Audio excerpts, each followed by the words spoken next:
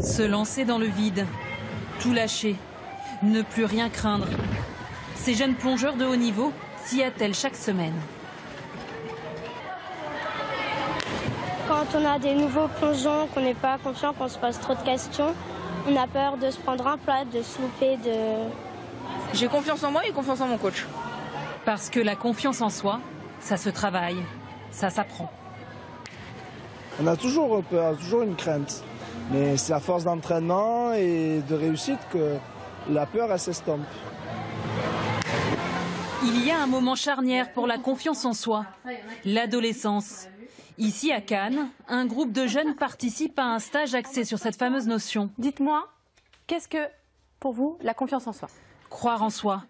Ils réalisent après quelques questions que ce n'est pas si évident que ça. Je pense qu'à partir de 9-10 ans, on commence à se remettre en question en fait. Et du coup, on a moins confiance en nous. J'ai peur de prendre la parole et de dire une bêtise et les autres vont se moquer en fait. Quand je vais en cours, j'ai pas envie que les gens ils me regardent et qu'ils me disent ah oui celle-là, comment elle s'habille quoi. Ils me fixent et c'est violent. Premier exercice, s'affronter soi-même et se fixer des objectifs. Prendre la parole dans toutes les situations, réaliser mes projets. Demander ou accepter de l'aide. Assumer mon style et le regard des autres.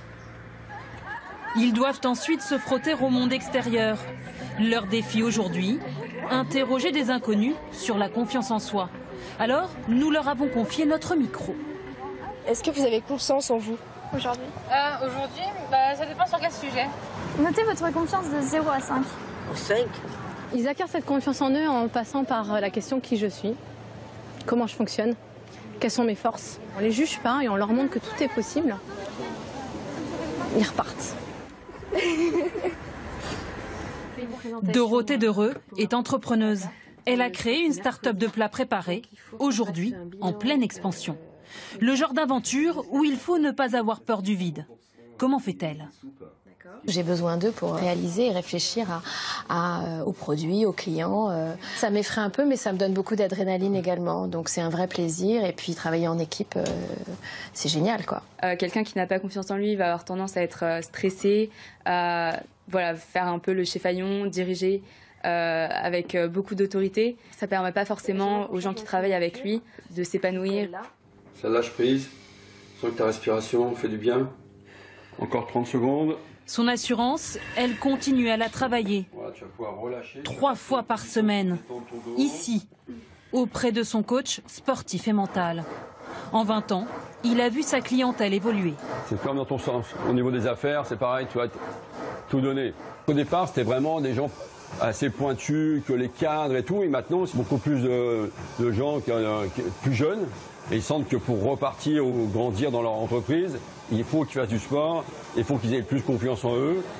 Une séance d'1 heure coûte 70 €. Moins onéreux, les livres. Bonjour. On vient voir ce que vous avez comme livre sur la confiance en soi. Oui, bien sûr, on va monter à l'étage, venez. Il en existe des dizaines sur la question. Il représente les 3/4 des ventes du rayon psychologie de cette librairie. Vous diriez que c'est un business ou il y a un vrai fond dans tous ces livres?